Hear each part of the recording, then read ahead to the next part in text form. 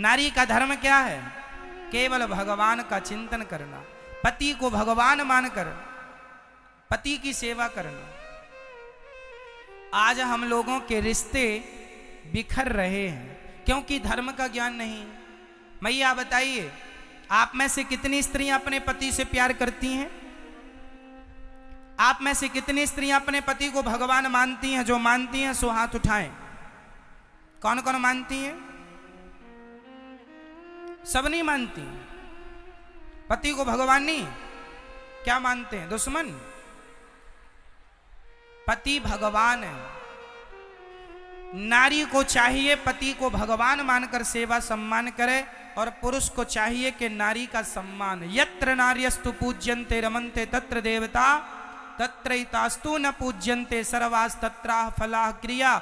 जिस घर में नारी का सम्मान होता है उस घर में देवी देवता माँ लक्ष्मी का वास होता है, और जिस घर में देव लक्ष्मी अर्थात पत्नी का, नारी का सम्मान नहीं होता। आज ना स्त्रियों को लोग अपने पांव की जूती समझते हैं। आज लोग अपने पत्नी को पांव की, यहां जितने पुरुष खड़े हैं बहुत ध्यान से सुनेंगे, आज पुरुष लोग, कुछ पुरुष, सब नहीं, आज कुछ पुरुष अपनी पत्नी को पांव की जूती समझते हैं। क्या पत्नी पांव की जूती है? ना, सुनो भाई ध्यान से, स्त्री पांव की जूती नहीं होती। स्त्री, नारी तो हर पुरुष के सिर की पगड़ी होती है। आपका सम्मान बढ़ाने वाली, आपका कुल, आपकी इज्जत बढ़ाने वाली, और आपको बाप कह सके ऐसे बेटे को जन्म देने वाली वो स्त्री होती है। इसलिए नारी का सम्मान करना सीखो। नारी और पुरुष एक दूसरे के पूरक हैं, इसलिए पुरुष को चाहिए नारी का सम्मान करे, नारी को चाहिए पुरुष का, अपने पति का सम्मान करे। और गृहस्थी की गाड़ी बड़े प्यार मोहब्बत से चलानी होती है। जरा जरा सी बातों में आप झगड़ा कर लेते हैं, ये ठीक नहीं है। कई बार स्त्रियों को गुस्सा आ जाता है, कुछ उल्टा सीधा पति को कह दिया। कई बार पति को गुस्सा आया, पत्नी को कह दिया। और पति जब पत्नी को डांटता है ना, तो पत्नी अपना झोला उठाई और सीधा मायके, मैं मायके चली जाऊंगी, तुम देखते रहियो।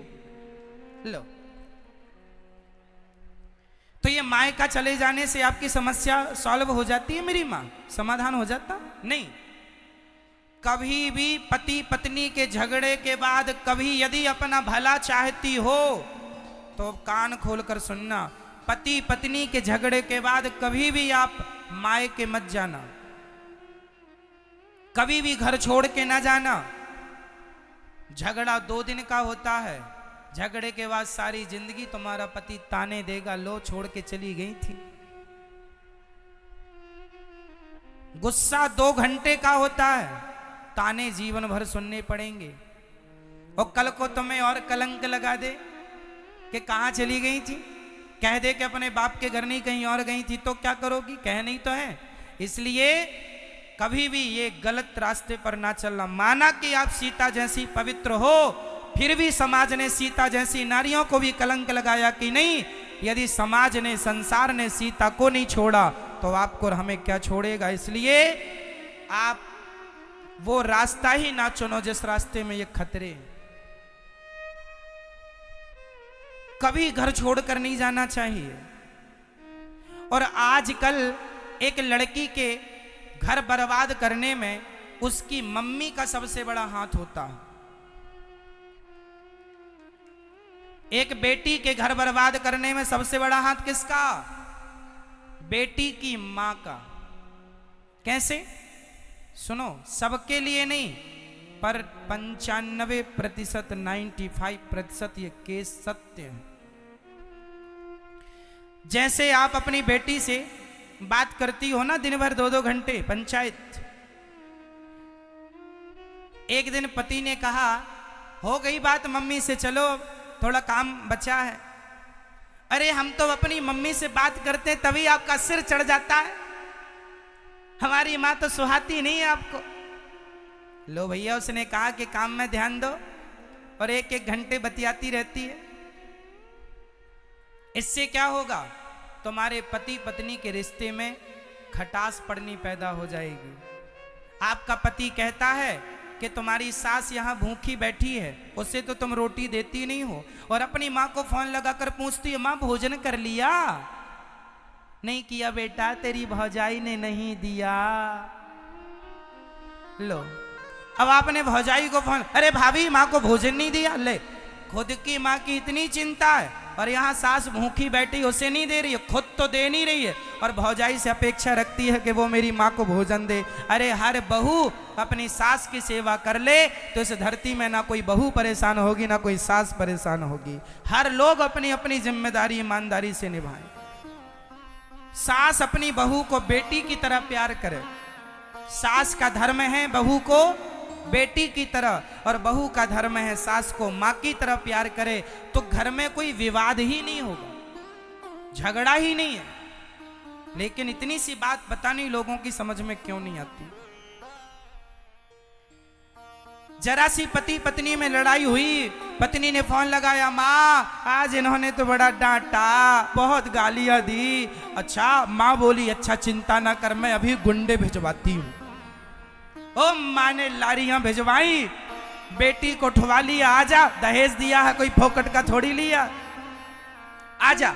लो बेटी को बुला लिया, अब बेटी को बुला के दामाद को, दामाद जी आपने ठीक नहीं किया, मेरी बेटी को बड़ा सताया है।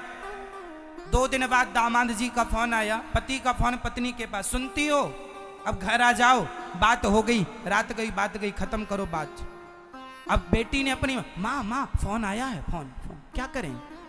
अब माँ ने देखो जहर भरना शुरू किया। माँ बोली बात काट दे, अभी जब तक दामाद नाक रगड़ते नहीं आएगा तब तक मैं नहीं भेजूंगी। ले भैया, अब मैं आपसे सवाल करता हूं, क्या आप जितनी महिलाएं बैठी हैं, क्या आप अपने पति को नाक रगड़वाना चाहती हो? अरे पति पत्नी की लड़ाई किस घर में नहीं होती भाई, लेकिन आप अपने पति की नाक रगड़वाना चाहते। मेरा अब सास ने कहा दामाद जी ऐसे नहीं आएगी बेटी, 10 बार फोन लगा दिया दामाद ने, पति ने, पत्नी गई नहीं। चाहती है कि नाक रगड़ता आए, गिड़गिड़ाए, तो ये तो आपके पति का सबसे बड़ा अपमान है। इसलिए मैं हाथ जोड़ के कहता हूं मेरी माँ, जीवन भर तुम्हारी माँ साथ नहीं देगी। माँ तो चलो कुछ साल बाद मर जाएगी, जब तक माँ होती है तब तक ही मायका होता है। माँ नहीं, मायका नहीं। माँ गई, मायका गया। माँ के जाने के बाद जिस ननंद के